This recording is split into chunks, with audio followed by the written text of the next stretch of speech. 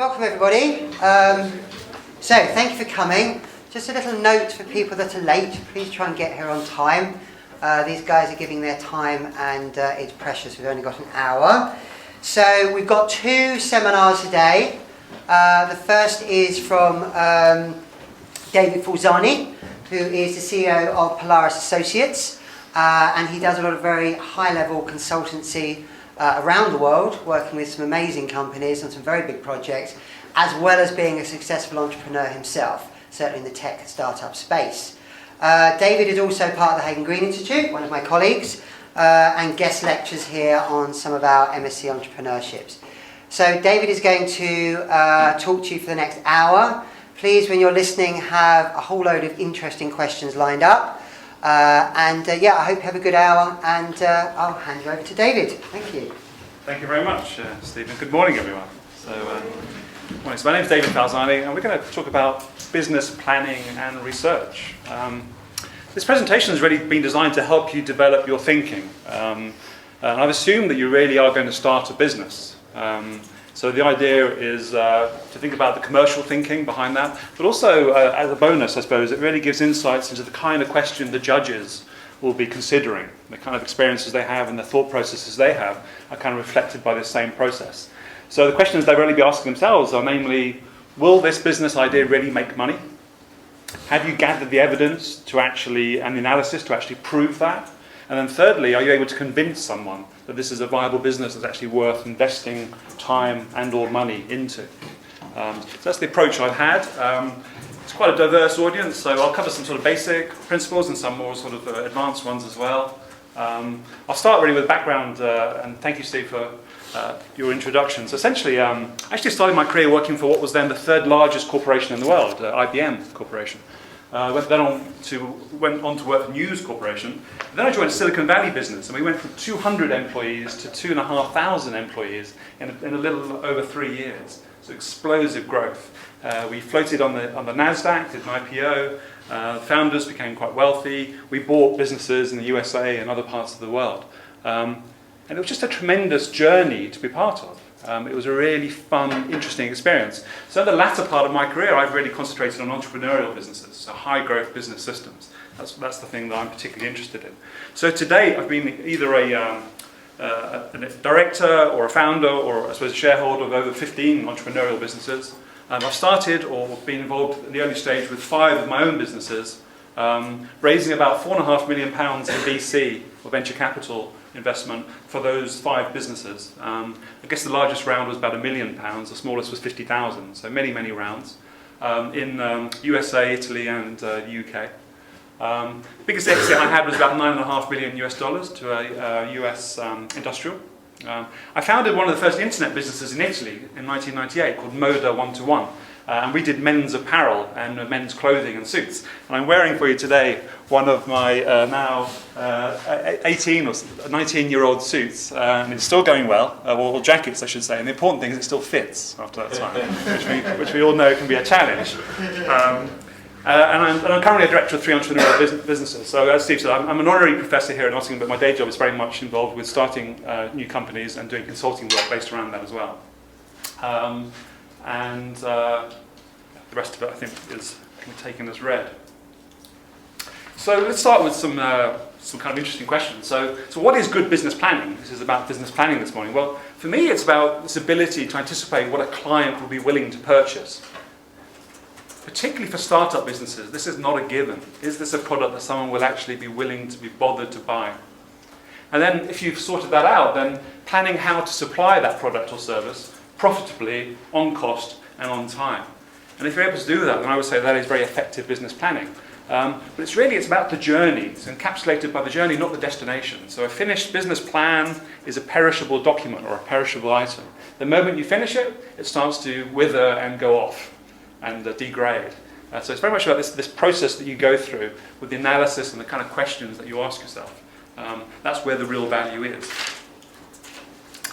So at the heart of the buying proposition is this idea of a commercial offering. And what I put up on the screen here is a very nice marketing definition from the Chartered Institute of Marketing. What they say is that marketing is the process of analysing, understanding and communicating to customers and potential customers profitably. And there's two reasons I really like this. This is a very kind of neat little encapsulation of the idea. Firstly, I like that last word, profitably, because if you don't have a sustainable, value model, whether it's a non-for-profit or whether it's a for-profit, then your business can't continue. So that's a really important thing. But even more so, I like the fact that in that definition of marketing, it's mostly around listening and analysing. And when people think about marketing, generally they kind of think there's a bias. We tend to think about communications, advertising. Marketing is us broadcasting outwards. And actually, this definition here is quite a clever one because it says really it's about listening and understanding and analysing, working things out. So the net information flow is very much inward. So I like that very much. So the marketing concept really is about putting the customers at the heart of everything you do. I believe in a startup environment, really all staff need to be involved in this. They need to be involved in this process of understanding and analysis. I suppose another way of putting it is that you might know why your business is going to succeed, but you have to be able to prove it. That's the key thing. So gathering evidence is really, really important. As I say, I think this lies at the core of the challenge. Now, hopefully some of you will be, or perhaps all of you will be familiar with the idea of the customer value proposition or the unique selling proposition. So for me, this is one of the most powerful slides that I'll show this morning, and one that I strongly recommend that you fill out, perhaps with your mental support and in your business teams. But really it's asking, compared to the competition, why will someone buy from you? Compared to the competition, what makes you unique and better? Compared to the competition, what value or benefits are you offering? So why will people buy from you rather than from the competitors? Now that's a fairly standard matrix up to this point. But the right-hand column here, this is the new one, this is kind of the novel one, the one that startups tend to miss. Compared to doing nothing, answer those same questions again. So if your customer said, why will they actually change their behaviour from what they're currently doing? Particularly if you're a tech startup and you don't really have a competitor because you have a new product or service that doesn't exist, then basically you're asking people to go from a position of not doing anything to actually buying your product. So this second column here is a particularly powerful one. It's one that's often missed in terms of doing this kind of USP analysis. So I strongly suggest that you do this, as I say, with your work groups, with your mental support, with your businesses. So a few more introductory points. Hopefully we all should know at this point that we give customers what they want, not what you think you should sell them or what you want to sell them. We should also know that people buy products generally for what they do, not for what they are. And as I said before, this idea about thinking about marketing really is about a learning process. It's about trying to understand the customer, having evidence to back that up, and iterating that. So learning more and more, getting a closer feel about what really drives the customer buying behaviour, where the value really lies. Now, I'm going to give you a couple of examples from my own experience, particularly around this top point. Give customers what they want, not what you want to sell. So I mentioned Moda 1-to-1. So back in '98, one of the first internet businesses in Italy. We raised about $1.5 million US dollars, I guess, over a year and a half or so.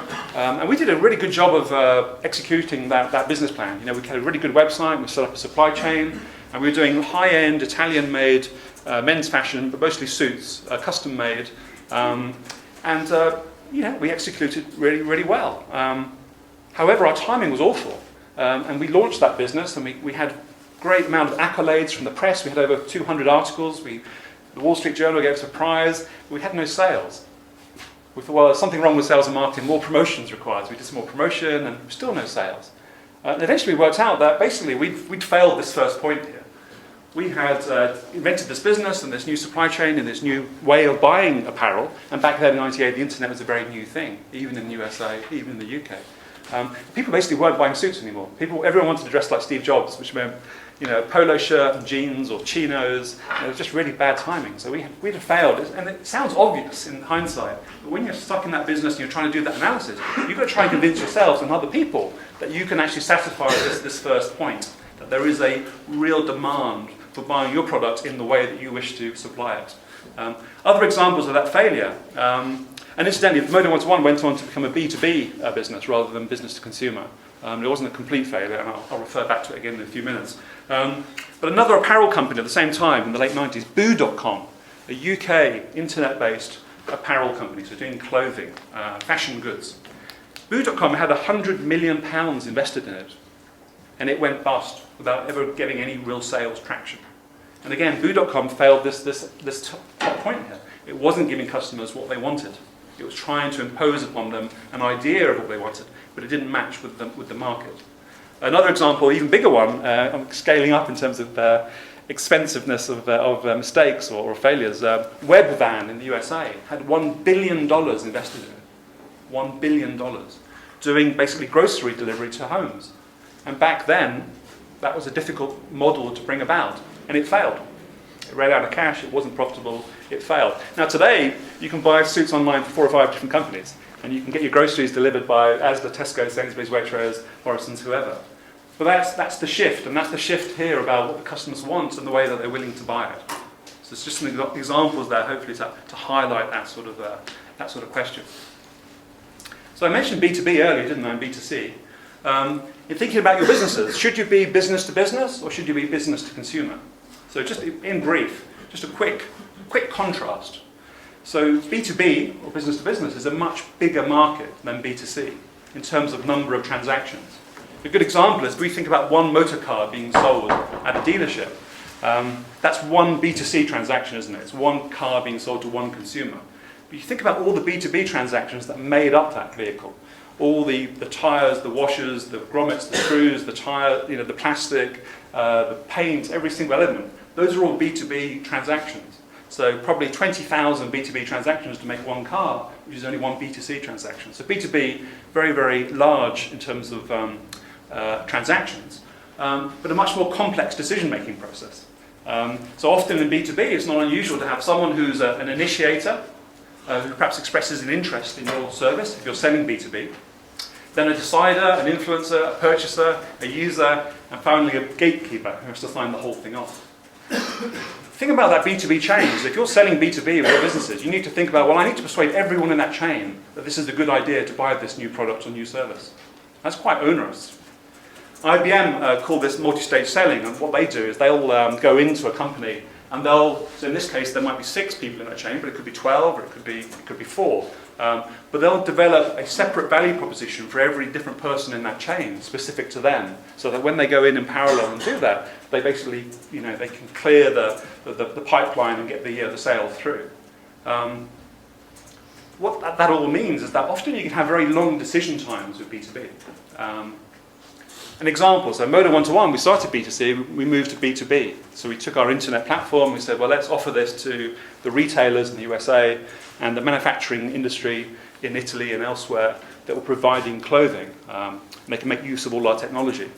And we had a really strong proposition. And we got some good initial feedback. Unfortunately, we ran out of cash, and the VCs weren't willing to follow on investment beyond what they'd already done. So we sold that business. We sold the IP, and we rolled it all up into a suite of IP that was being put together. And we went off with our lives, and we did other things. A year and a half after we liquidated or sold off all the assets of Moda One-to-One, we got a phone call from our ex-VP of sales in New York saying that one of the leading US, in fact, one of the second biggest US chain in the US, had rung him up and said, "Hey Martin, you know that presentation you came in and did to us a little while ago, i.e. 2 years ago, we were talking about it again with the board, and you know what, we'd like to go ahead to the next step with that, please." 2 years after we closed that business, we finally got the customer to say, yeah, this is actually really neat, we'd like to go ahead with it. So when I say longer decision times, it really can be long. It can be, whatever you think it is, double it, and then, maybe double it again. So be very, cautious of that within your own business, within your business planning. Longer payment cycles. If you're doing B2B, it's not unusual to have to wait 90 days to get paid. So you supply something, you have to wait 3 months to get paid. So you have to think about that from a cash point of view, a cash management point of view. It's a long payment cycle. B2C, business to consumer. It's kind of the opposite, really, in every way. You get an individual decision maker, which is great. So you've just got to convince one person. Unfortunately, they're often not rational, or not entirely rational. Emotional drivers are really important, often, for those sort of B2C products. I often ask people, why do they buy an iPhone, or why do they buy a particular product? And Apple's a good example of this. And it's sometimes hard to rationally explain these kind of decisions, and the reason is because there's a huge emotional content there as well. So if you're thinking B2C, you've got to think about branding, emotional content. What are the values that you represent within your brand? Big advantage of B2C, however, is faster payment. You know, you get that credit card, zip, 20 minutes later, you've got the money. So big contrast to waiting, perhaps 1, 2, or 3 months up here for B2B. So going a little bit more off-piste in terms of commercial strategies. The first one here really is about, what element or what role does the internet technology play within your company? Is it, are you an app development company doing online games, in which case, it's 100%, or are you basically a bricks and mortar type business with or without some element of digital in there? So think about those trade-offs. It's really important with any startup to have early wins, to get early sales. 2 reasons for that, really. By far the most important reason is for validation. Because if you get early sales, you can demonstrate that within your business plan, or you achieve it very quickly upon launch, it means that you are doing something that customers value. So early sales are a really important form of validation. Without it, until you get to that sale, you're in the hypothetical still. You haven't got to the actual realized portion of your development process. The second point is that, if you get early sales, it supports your cash needs, of course. Because the earlier you get those sales, the earlier you start to get cash coming in, and hopefully you get towards cash break-even and stop burning money. Changing buyer behaviour is the third point on this. And from my experience of working with a variety of companies, this for me is an alarm bell. Whenever I see a business idea that requires customers to change the way they purchase something, alarm bells go off, because customers don't like change. It takes a long time, and you have to kind of convince them. So this suit company back in '98 was a good example. We were asking people to buy apparel, buy clothing online. It's fundamentally a high-touch product. People like to see it, like to try it on, they like to feel it. So it was hard to make that shift. Today, everyone buys everything online, essentially. So there's been a real change. But if we tried to force that through, we would have spent a lot of time and money probably failing back then in '98. So changing buying behaviour is something to be cautious about. Thinking about income sources, very important, as I say, for your business planning process to think about when and how you get that income. The point there about eBay and Amazon is I was recently working with a startup business, or it was a planned startup business, and it was planning to spend £20,000 on a website to sell their product. And that was going to take, 2 months to develop. I said, well, why don't you just go to eBay, go to Amazon Merchant Services. You can get up and running in a day and start selling your product. Why would you want to delay and waste all that money and take all that risk? Because what you want to do is you want to get to the market as early as you can. Again, you want to get to that sales proposition. So sometimes I see a lot of sort of sales procrastination, I suppose, where putting up barriers to prevent going to market earlier. As I said, there are so many good ways of getting into online marketplaces that are basically off the shelf. You go in there, you stick your name, brand on there, and you go to market very early on. There's no need to wait. There's no need to spend a lot of money doing that today. And the last point of this slide is one I'm very strong about. I really like products with an easy yes, with a low burden sale. What do I mean by burden sales? A high burden sale product is one that, actually let me put it the other way around. So a low burden sale is one which has either a very high pain that it's currently causing. So the customer or the consumer is currently suffering a pain. It doesn't have to be a physical pain, but it's something that's really upsetting them, annoying them. It's a insistent pain, and it's a large pain. Example: if you are going for a job as a salesperson, would you rather sell vitamin tablets or would you rather sell headache tablets? Headache. Why? It's easier to sell. Why is it easier to sell? Because they're suffering a pain. They're in pain. So the stronger the pain you have, or rather the customer has, the more likely they are to say yes to a purchasing decision. The second definition of a low burden sale for me is product with a low education requirement.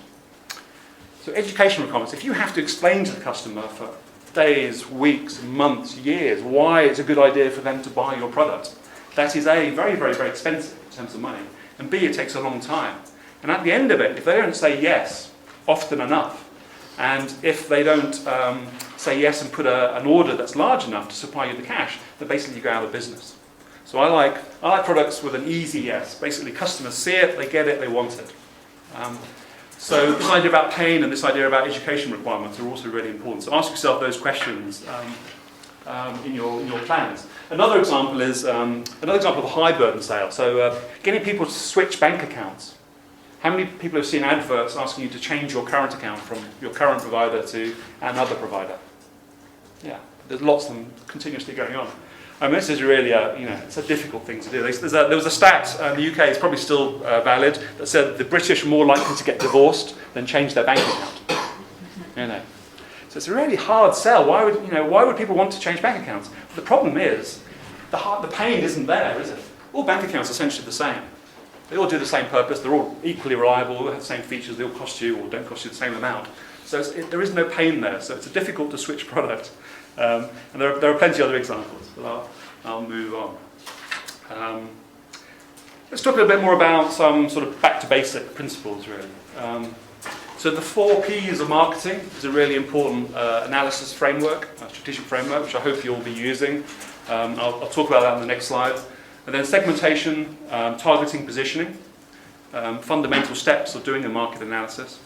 And then 3 Cs and SWOT and PESTLE. So let me cover those. So the 4 Ps of marketing, really important principle. Hopefully most people will have heard of it. But essentially, product, price, place, and promotion. This is central to your commercial thinking. So it's a really important part of your plan.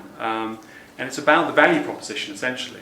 So the 4 Ps, and they were increased to 7 Ps, and I think now they're up to 9 or 12 Ps. They keep adding, but we'll stick with 4 Ps because it kind of covers the essence.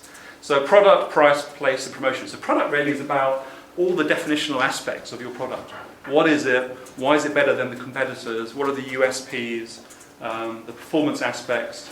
How attractive is the market? Is the market growing? Really important point. All those sort of characteristics. Price, what is your price strategy? Are you going to start high and go low? You're going to go low and stay low? How do you compare against the competitors? So different pricing strategies and comparisons there. Place is about distribution. How are you going to get your product to your customer? Is it via the internet? Do you need resellers? Do you need, is it B2B process?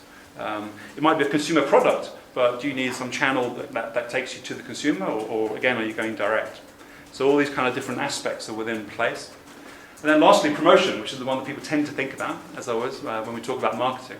So how are you actually going to get this value proposition across to your customer? What's your strategy going to be? The role of outbound communications, trade shows, advertising, awful lot of online stuff, of course, you can do today, AdWords, email marketing, so on and so on. So those 4 Ps are really, really important. As I said, they form the centre really of your commercial thinking. A little bit more advanced then, talk about the segmentation. So STP, segmentation, targeting, and positioning. So segmentation is this idea of splitting up the market into separate areas or segments, each with their own unique characteristics. Really important to do that. You can't just treat the market as one whole. So you need to think about what are the different segments and how do I break that up. Targeting is the second step. Targeting is where you say essentially, well, okay, I've got my segments and these are the ones that are particularly attractive to me, to us. Why are they attractive to us? Well, because there's particular points of resonance between our value proposition and what those segments require, what they value, what they want. And then lastly is positioning. Positioning is where you explain to your customer in that particular segment why they should buy from you. So we'll go into a little bit more detail on all those. So segmentation. I don't know if you people at the back can see this or not, but this is a segmentation of petrol stations. Thanks to the USA, but there are 5 segments here of people buying or going to petrol stations in the USA. There's the road warriors on the left. They drive up to 50,000 miles a year. They purchase sandwiches and drinks from the convenience store, sometimes use the car wash, and they're 16% of buyers. Then we have the true blues here, moderate to high income, loyal to a brand, and they're 16% of buyers. The third one is Generation F3 for fuel, food and fast. Relatively high income again. They drive a lot and they snack heavily from the convenience store, and they're 27% of buyers. Homebodies, usually housewives or people looking after the children, doing the school run. They just use whatever petrol station they're closest to. They're 21%. And then lastly, price shoppers. These are the people that they buy the cheapest they can find. So they're always looking for the cheapest fuel, and they represent 20% of buyers. So a segmentation of the fuel market. Which segment probably generates the highest amount of sales?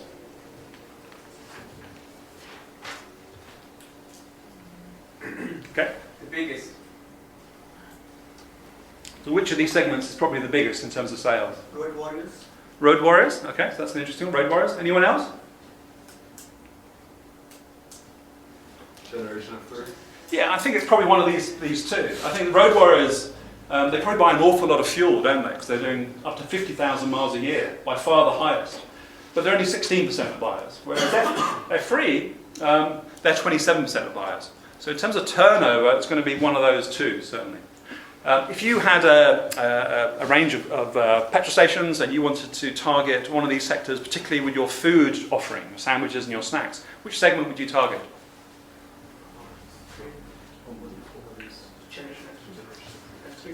Yeah, it's probably again here 27%, and they snack heavily from the convenience store. So here it's less about the mileage they do, but the fact that they're very heavy users of the convenience store, and they're 27%. What's the least attractive sector there? Which is the sector that you'll find hardest to make money from? Price shoppers, exactly. Yeah, they're 20%, so they're not huge, and they basically just look for they've got no loyalty, and so just from this segmentation, you can start to think about different aspects of your strategy. So if you're a brand-centric company, if you really value branding and loyalty cards, you see that as central to your strategy because you want to get brand information and loyalty information so you can target your customers with other products and services. Who of these five will be the most attractive? True blue. Yeah, True Blues have some, they have the brand loyalty, so they would be the ones to target. So the segmentation can be very, very powerful. Another segmentation very quickly. So dog food market, again, apologies, it's a US slide. Functionalist dog owners, low income, lots of dogs. Attitude is no bother, the dog probably lives outdoor, basic feeders, low price. Family mutt, again, low income, probably one dog, little interest in, the sort of ins and outs of dog ownership.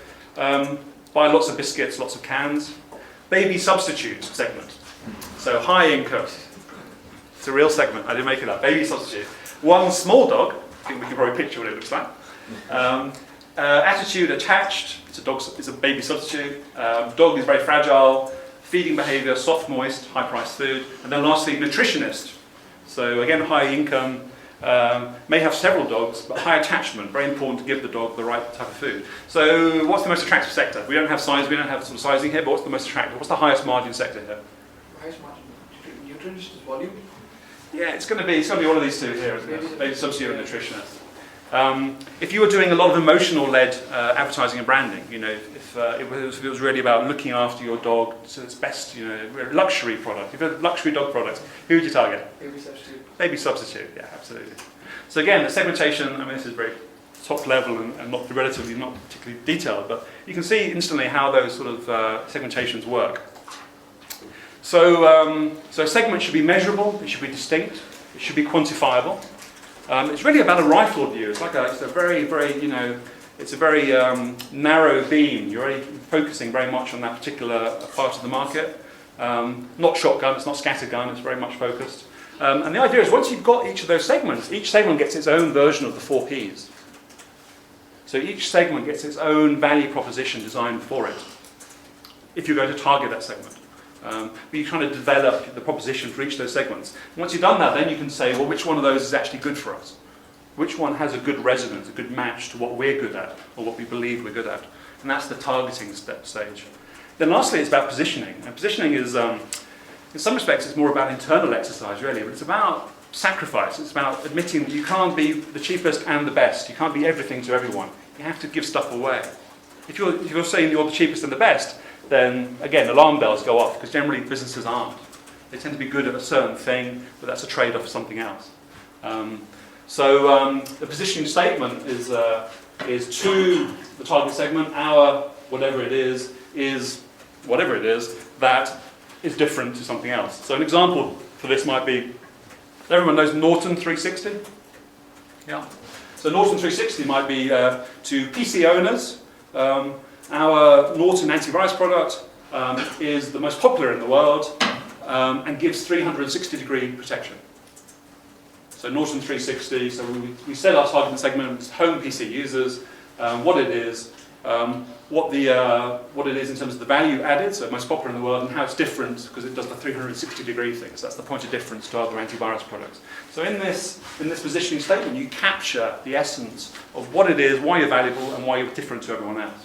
So positioning statement is a really important exercise. It's one I would suggest that you do. So when you get these slides off Moodle or wherever, there's a positioning statement there which I suggest again you do with your groups or indeed with your mentor support.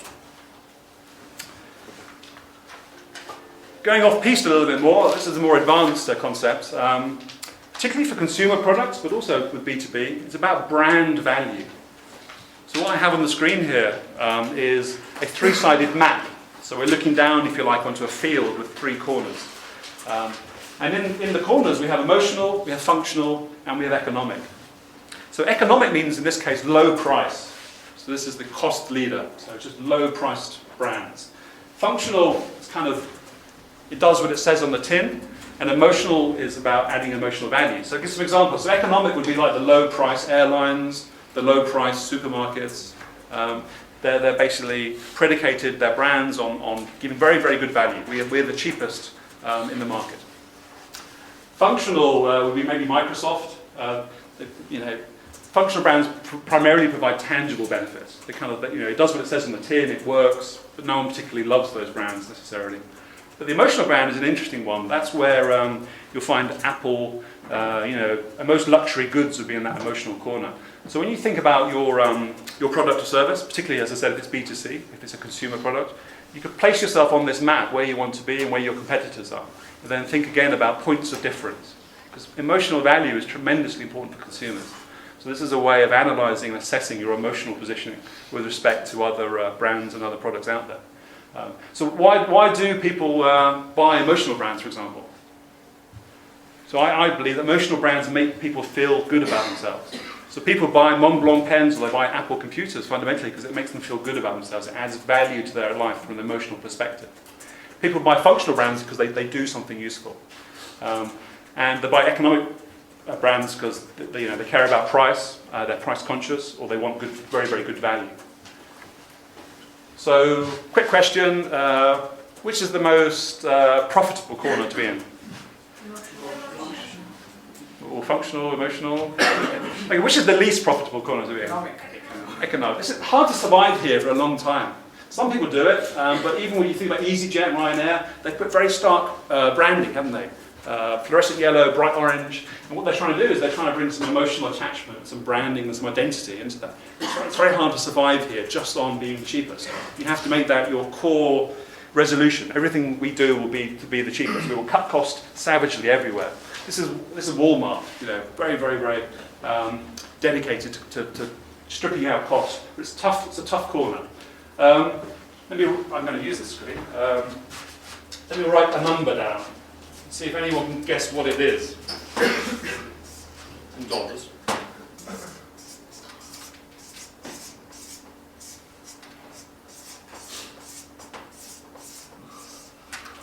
Oops. Anyone see that? It's $240 billion. Anyone know what it represents? Apple's capitalisation. That's how much cash Apple has in the bank right now. It has twice as much cash and cash equivalents as the Federal Reserve in the USA. So which is the most profitable corner to be in here? Emotional. If you really generate emotional value with your customers, you can charge a much higher price, you command much better brand loyalty, and people will give you lots of economic surpluses, as economists call it, or in this case, hundreds of billions of dollars of cash. So think about this concept. So again, a more advanced concept, but a useful one if you're in consumer markets. And then very briefly, I'll touch upon these. So 3 C's is another framework. Think about your customer, your competitors, and your company. PESTLE over here is another one. So political factors, economic factors, social factors, technological, legal, and environmental factors. So you can analyse your product or service using PESTLE. And then I've left SWOT to last. Strengths, weaknesses, opportunities and threats. I strongly recommend you do a SWOT analysis as part of your preparation work. Really, really, really important. A very common tool, I'm sure you've all come across it. I write it that way down because I think it's best to do the external side first, the opportunity and the threats, and then do the internal next. But some schools of thought do it the other way around. So I would look at all those frameworks and see how you can include that as part of your business planning process. So I've gone at quite a speed, and I've done that because I wanted to get to the last sort of 4 or 5 slides with plenty of time to spare. So we're going to do a little quiz. This is my entrepreneurship quiz. I say mine, I didn't invent it or design it, but it's very, very helpful in starting new businesses. So what I'm going to do, if you can get a piece of scrap paper or something you can type on, this is a bit of fun. Please don't Google the results. We'll only take 5 or 10 minutes over it. But the idea is I'm going to put up 10 questions on the next slide. And each question has a numerical answer to it. So it has a number. But what I want you to do is I want you to estimate what that answer is. Hence, no Googling, please. I want you actually to estimate a range within which you think the answer lies. So, for example, if the question was, what number in Downing Street does the Prime Minister live at? And let's assume that you don't know that the answer is 10 because you're not from the UK or you don't particularly follow politics, then what I'd be asking you to do is basically make a low and a high estimate, so 2 numbers, within which you think the answer lies. And your challenge is to make these as wide or narrow as possible to ensure that you're 90% confident, not 100%, 90% confident that the answer lies between these 2 numbers. So, for example, if this was me and I had this question posed, I would say, well, okay, so streets, this might be my analysis, my estimating analysis. I might say, well, okay, in the UK, streets aren't very long in the way that they are in the USA. You know, we don't have street numbers up in the thousands, for example. So it's probably between 0 and 100.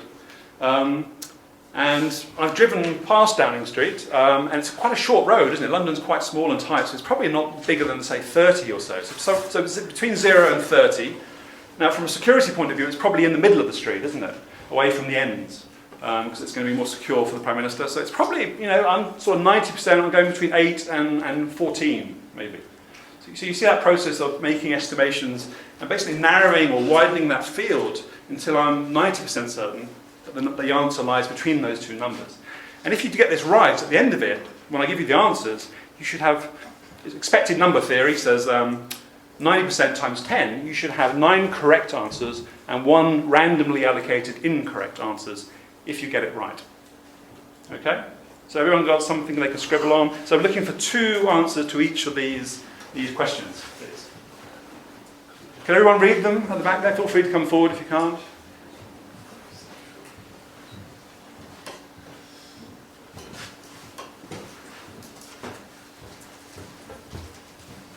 So number 1 is, can you read at the back? We can't see very well. Yeah, you can? Okay. So let me cover some, you can see? I was going to say we could read them out to make sure. Can anyone not see it? Cool. Should we whiz through them and then... So number 1 is Martin Luther King's age at death. Number 2 is length of the River Nile in miles. Number 3 is number of countries that are members of OPEC. And OPEC is the Organisation of Petroleum Exporting Countries, or if you will, it's the body in the Middle East that controls the amount of oil produced by those Middle Eastern countries, and that tends to set the oil price. So that's OPEC. Number of books in the Old Testament. Number 5, diameter of the moon in miles. Everyone can do miles and meters and feet, can they? It's like a pretty 3.3 feet to 1 meter, 1,600 meters to a mile. Number 6 is weight of an empty Boeing 747 in kilos. Number 6. Number 7 is the year that Mozart was born. Number 8 is gestation period or pregnancy period. How long is the pregnancy in days for an Asian elephant? Number 9 is air distance from London to Tokyo in miles. And the last one is number 10. What's the deepest known point in the ocean in feet? Or in the oceans in feet, I should say. So we'll just take 5 minutes over that and just so it's about estimation. So you can do your analysis. You can use a calculator if you want to do conversion of units. Please don't Google the answers, but come up with your ideas, your high and your low guesses or estimations for each of the answers. So again, the idea is that you bracket, essentially. You put a number each side of where the answer lies. There's no prize, so there's no point Googling. You can have a bottle of water.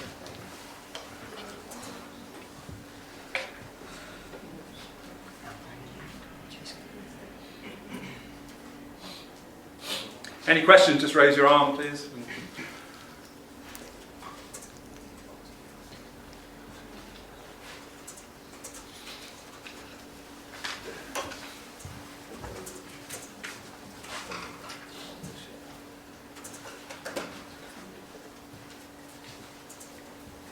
If you try it hard at this test, then I promise you at the end of it, you'll get the point of it. And hopefully the point you'll find valuable and it will resonate. So is everyone writing down? You writing down your answers, everyone? Any questions? Any problems?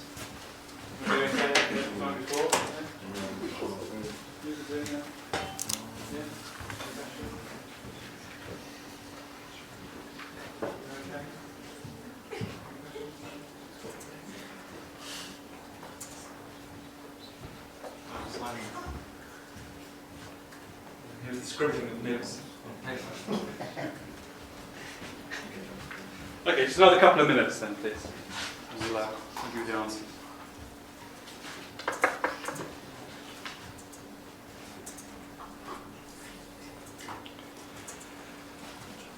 Steve, you're doing this as well, very good. I am, yes. Excellent, thank you. Very good. I want to win.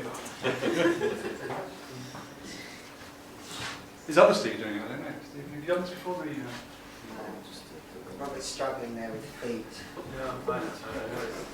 About 3.3 feet is 1 metre. 3 1/3 feet is 1 metre.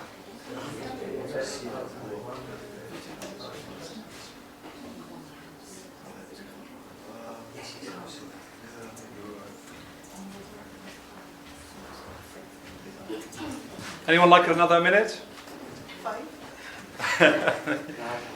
Can't have 15 minutes, sorry.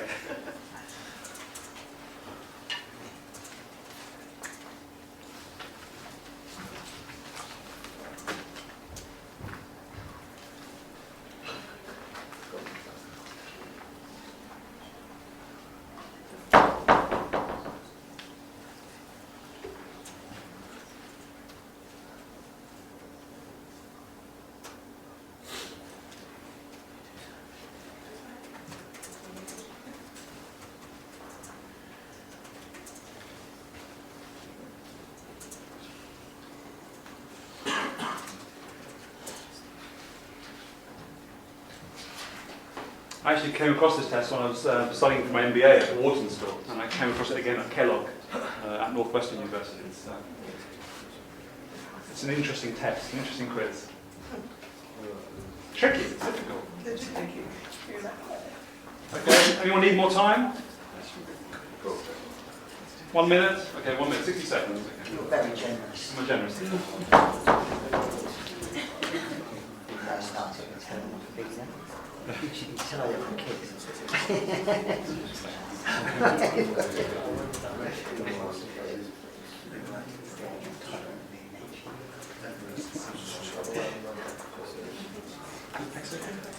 Yeah, fantastic. Okay, all right. Everyone ready for the answers? Okay.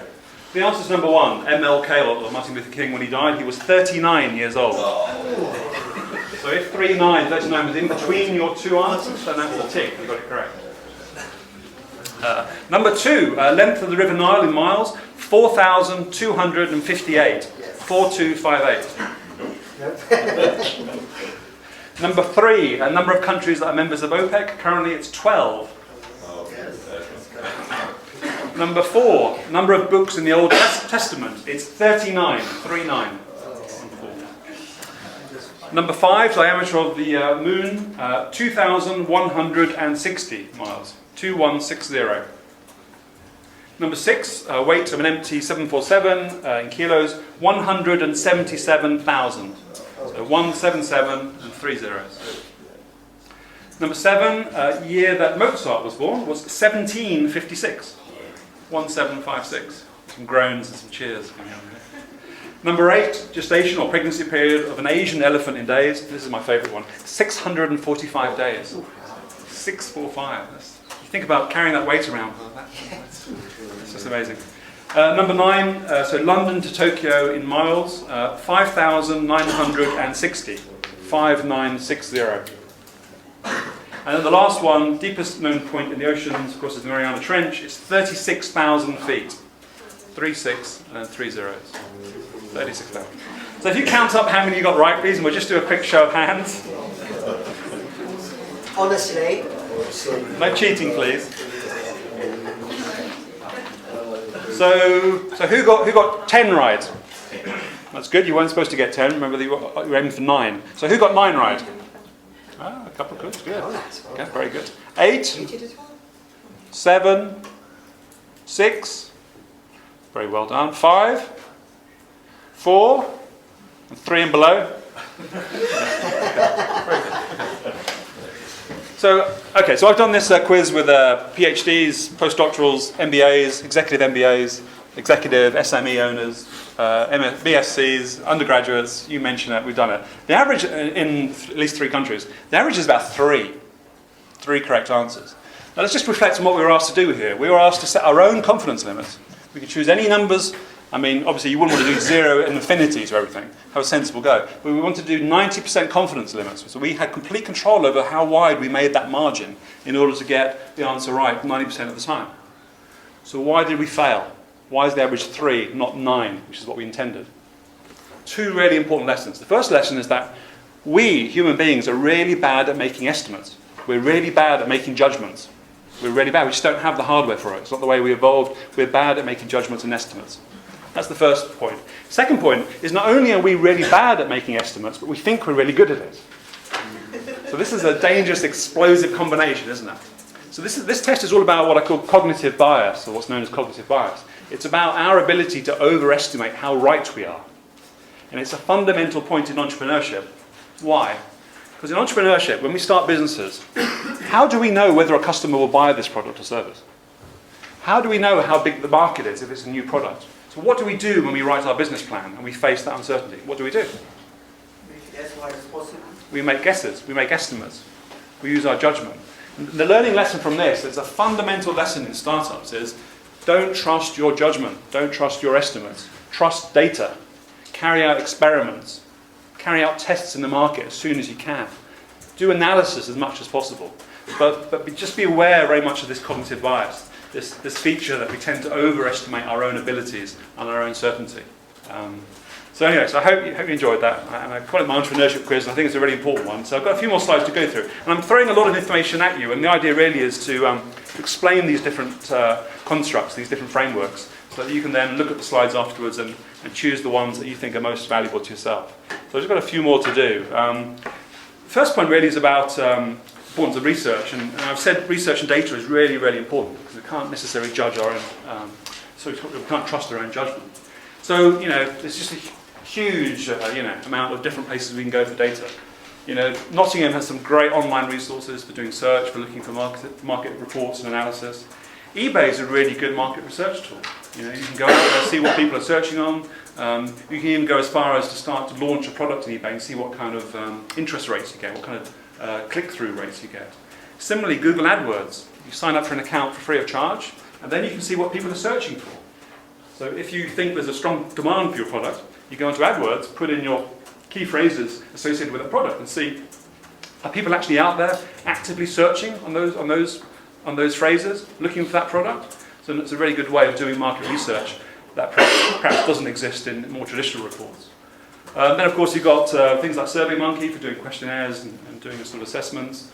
Again, Google DoubleClick is similar to AdWords, and then you've got other sites you can go to that will give you analysis about competitors' websites. So you want to track how many hits your competitors have, or the current incumbents, people who are in the market at the moment. There are various tools and websites out there you can go to try to furnish that information. So there's an awful lot of resources out there. So you can do a lot of data gathering, do a lot of analysis, and that hopefully will increase your certainty towards that ethereal 90% rather than the more common sort of 30%. And then I'll talk a little bit about the lean startup. So in a way, this is probably the most important slide, or perhaps the joint most important slide I'm going to show this morning. I remind you again about this the choice between selling headache tablets or vitamin tablets. this idea about customer pain. So the biggest challenge for any startup is to find a sustainable business model, i.e. find something that you can sell, that people are willing to buy from you, and they're willing to give you enough money that you can actually do it sustainably, how you make money at it. And really, the Lean Startup talks about two really important questions. The first one is, what pain are you trying to fix? And really, is the pain big enough? The bigger the pain, the more likely someone's actually going to buy it. So you can ask yourself this question, and I would strongly recommend you ask this question of yourselves.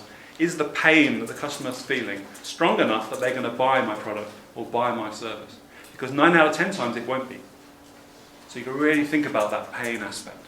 And that's a really difficult question to answer. The second question, if you have answered the first one, is a little bit easier, which is how you're actually going to fix the pain. So if you establish something that's a real problem that people want solved, then how you actually supply the product or service is actually, I think, a little bit easier. But certainly you can think about the risks. You can think about the different aspects of how to analyse that. And on the next slide, I'll show you a couple of balances with some of the information about how to answer both of these questions, actually. I'm going to give you just a brief example again from my experience. There was a company which I won't name the company name, but it was doing basically intelligent boiler systems.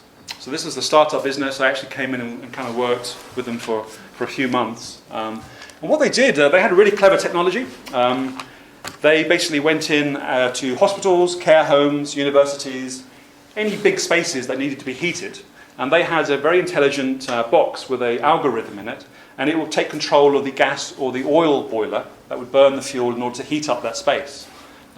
So this building probably has a boiler room somewhere, or certainly a supermarket would, and in there they'll burn oil or gas to produce hot water, which then will go around the radiators and heat up the space. And what they had is this box. Basically, you could put it into your boiler room, and it would learn the characteristics of a building over time. It would look at different aspects of temperature and what's going on outside. And it would basically save you 30% of your bill. So you put this in, and within a week, you're burning 1/3 less fuel than you were, with no loss of heating performance at all. So it's a very clever piece of kit. Now, if you're saving 1/3 of your fuel, you're also saving 1/3 of your carbon footprint, which, as we know, is a very important issue. Not only was that really good, but this was not a very expensive device. It was, less than £6,000. Because of the savings that you'd achieve, it would actually pay for itself in less than a year. So if you install it today, after 6 months, 8 months, it will have paid for itself in terms of the amount of fuel you saved. So it's a really good proposition, yeah? Sounds good. Not only that, but you could apply to the Carbon Trust. In fact, they do it for you. And they'd give you a free loan. The Carbon Trust would give you a free loan to buy the box, which would instantly start you saving 1/3 of your fuel bill. And then you wouldn't have to pay that loan off until after a year or 2 years, by which time the box, is actually making you money, essentially. So it's free money, free loan, big carbon saving, big energy saving. Question. Was that an easy sell or a hard sell? Easy. Easy here. Hard. Who are the easies? Okay, who are the hards? Okay, we're about 3 to 1 was the hard sell. It was a really hard sell. It was a really hard sell. Can anyone tell me, with reference to the slide here, why was it a really hard sell? The pain wasn't big enough. I don't suggest you do this, but if you get up on Christmas morning at 3 a.m. and drive around the city of London, the financial centre of London, or the financial centre of New York, around Wall Street, you have all these buildings around you. What will you notice about these buildings in the pitch black 3 a.m. on Christmas morning? Sorry? The lights are all on, thank you very much. Why are all the lights on in all these buildings at 3 a.m. on Christmas morning? Are all the bankers there working away to help our futures, to help economic growth? No, they're all empty. So why are the lights on? Has no one invented a light switch that works in the financial district? Has no one invented a light switch that can tell whether someone's in the building or not? Yeah, they have. So why are all the lights on? Because the pain's not big enough. The lighting bill in those offices are 0.001% of the costs of rental, costs of employment. The pain's not big enough. No one can be bothered to go and put in those intelligent light switches, those intelligent systems. It's just not worthwhile. And it was the same with this energy company as well. The pain was not big enough. Supermarkets, they really care about having products on the shelf and making sure they get people to buy as much as possible whilst they're in the store. That's their focus. Anything else is a distraction. the pain was not big enough. Save them 30%, you know, they make that much money in 1 second on the tills. It was just, pain was not big enough. Although it was a lot of money, pain wasn't big enough. Hospitals the same, universities the same as well. So you've got to really think about this question, is the pain really big enough? So hopefully that example, and also the example of lights on in the city and in Wall Street, examples of really who's making the buying decision, what do they care about, and is this something that's really a big enough pain? This is a really tremendously powerful concept. So I think you should hopefully think about that when it comes to your own businesses as well. Hopefully you find that very useful. And then to answer that question a little bit more helpfully, there are 2 sets of scales here. So these are seesaws or balances. You know, one is about the rewards versus the risk, and then the other one's about the seriousness of the problem. So actually, this is actually, it should be the other way around. This is question 1. This is the can I be bothered question. Is the pain big enough? So there's the seriousness of the problem or the pain compared to the cost of the solution.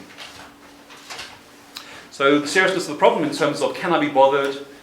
Have I got information overload? Is this something, you know, is it really important to me? Is it on my A list of issues I want fixed?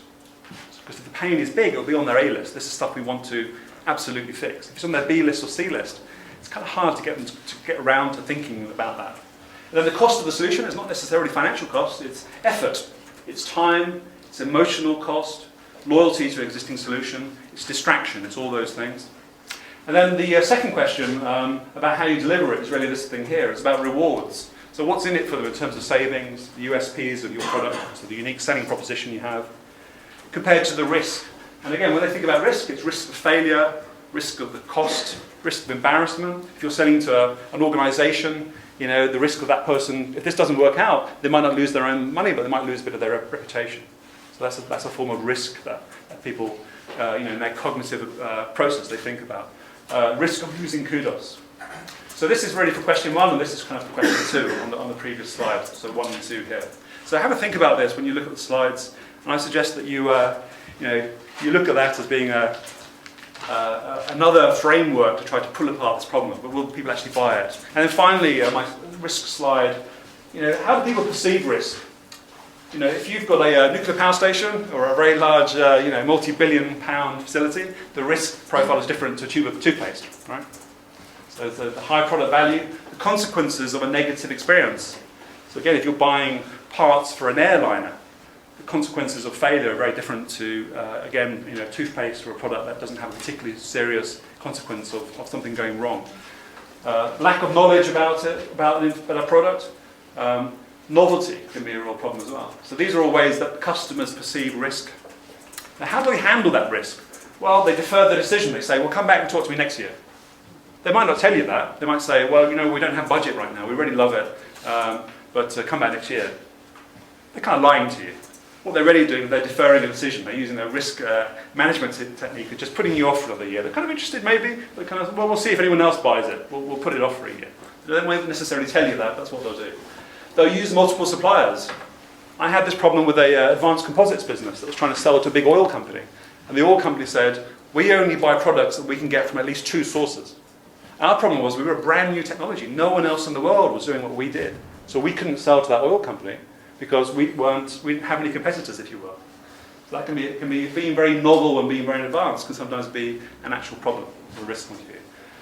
They stay with the current suppliers. It's a loyalty thing. They might look for more information. They might do trial orders. That's often a good way to go forward. So that's a framework of my experiences of how customers frame and how they process risk. There are ways that you can sometimes get around that and try to encourage them to move forward to the next step of the buying decision. And that's about it. So I've got 2 minutes spared, Steve. That's not too bad, is it? So thank you very much. It's been a real pleasure. I wish you all the very best of luck with all of your projects and your businesses, and I hope they take off and flourish. And it's been a pleasure being here today. Thank you very much.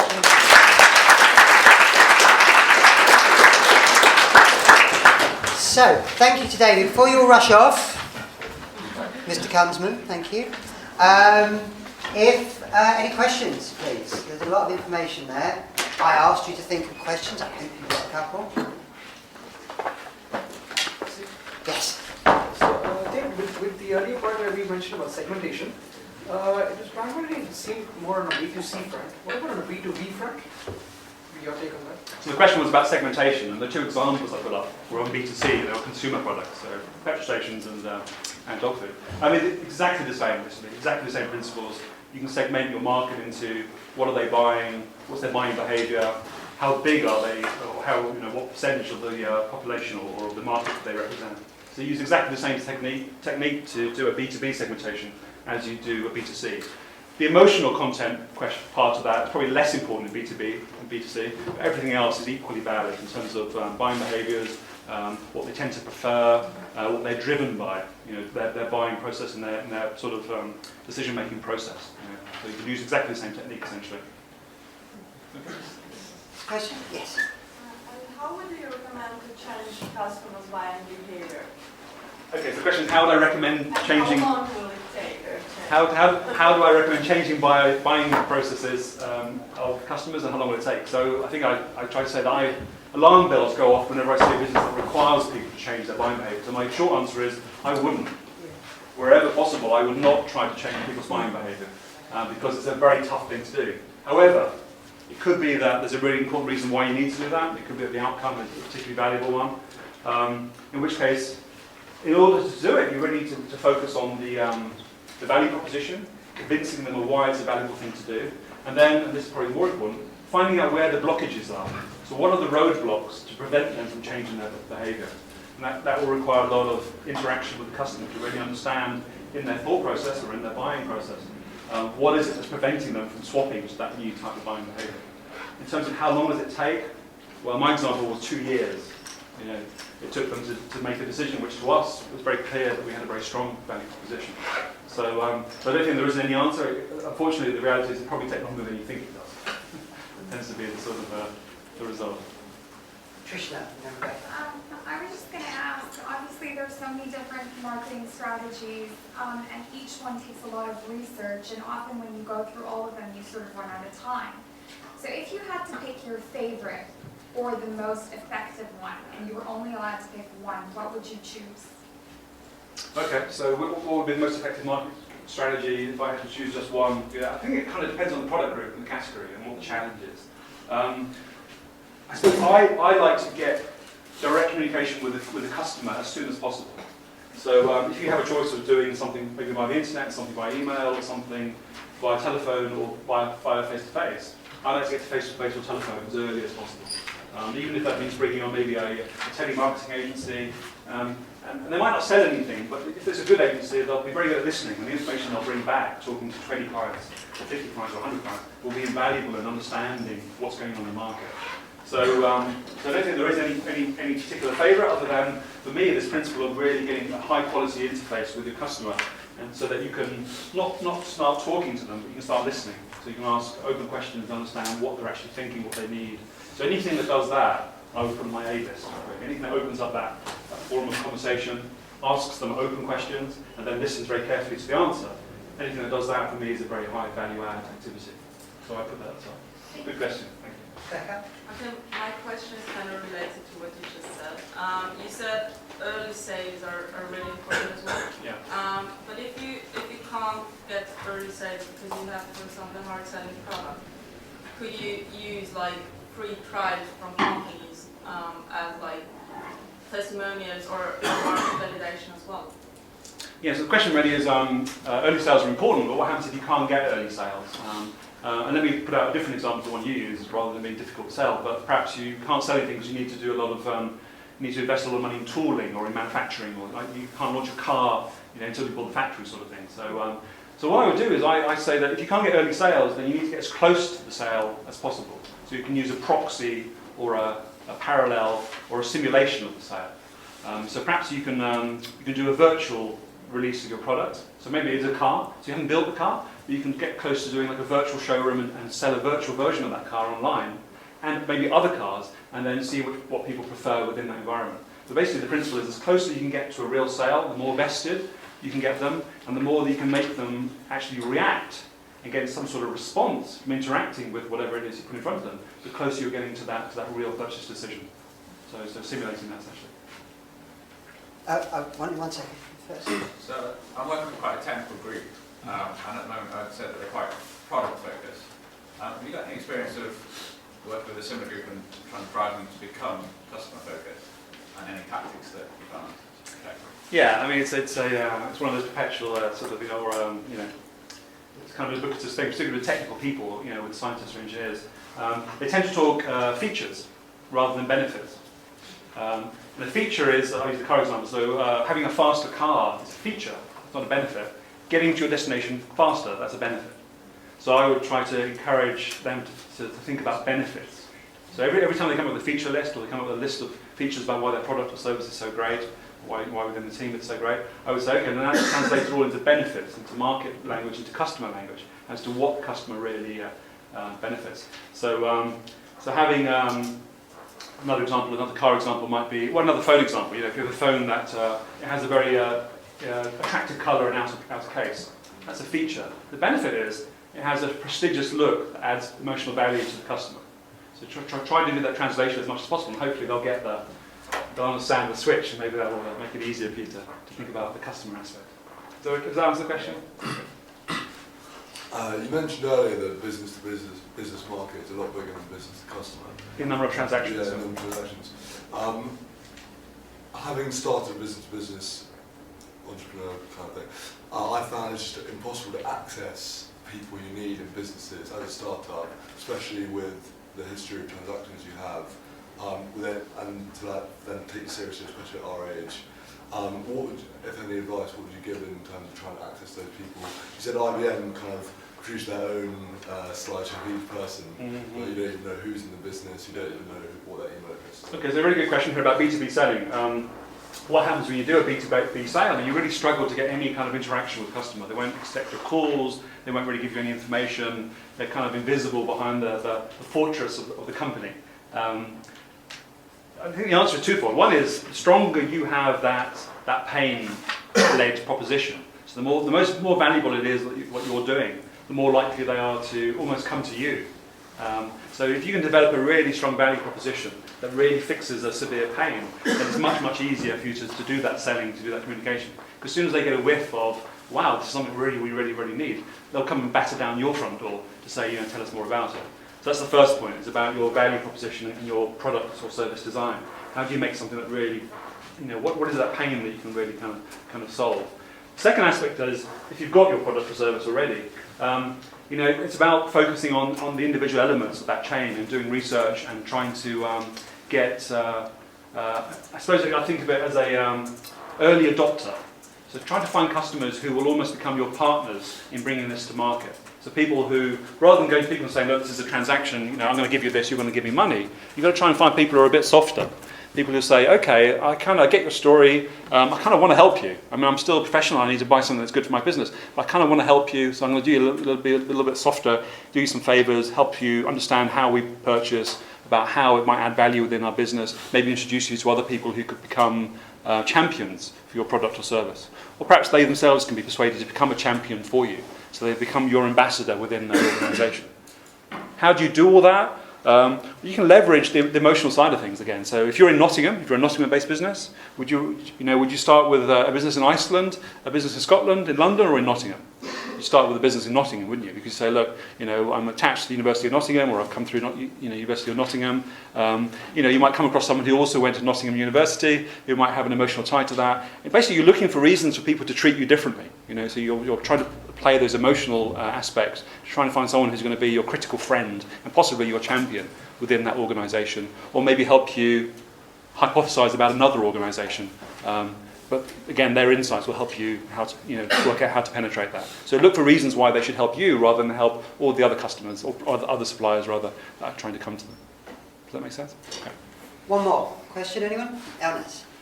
You mentioned selling on eBay, and does it have any negative effect on the process of branding, especially if it has some luxury route, the products that we are about to sell? Especially if it has a what route, sorry? Like home accessories or women clothes. If they are a bit high street, but on the luxury high street, does selling on eBay has a negative effect? So the question is whether selling on eBay or doing any kind of virtual product launches has any negative effect to your brand if you use that in the early stages as market research or market validation. I think you don't want to go out and get in front of 25 million people. You want to as far as possible you want to ring fence or have some sense of how many people are likely to. Because let's say you launch a virtual product and it's going to change a lot because you're going to get a lot of things wrong. You want to kind of do it within an environment where you have some control or some sense that it's not going to go viral and suddenly become if you do something particularly embarrassing or something that you want to change afterwards. There are so many people on eBay, there's so many people using these kind of forums that it's unlikely that you're going to get a huge amount of exposure beyond your comfort level. You might get 500 or 1,000 people, but you're not going to get 85,000 or 1 million people exposed or seeing what it is that you've put out there. If you do that, if you put out something and you thought it was wrong, but you got 1 million people exposed to it, you have to ask yourself, maybe you need to swap to whatever that mistake was. Maybe that's actually a really valuable thing you should be following. So I think the downsides are relatively small, but yeah, you want to be aware that you're not necessarily going to be broadcasting out to the whole universe or to the whole world, your product offering. In my experience, these things tend to be contained within the thousands. If you're doing sort of touch and learn cycles, you're trying little experiments using things like eBay and AdWords. They tend to be quite small scale initially. Yeah. Okay. Thank you very much. Thank you.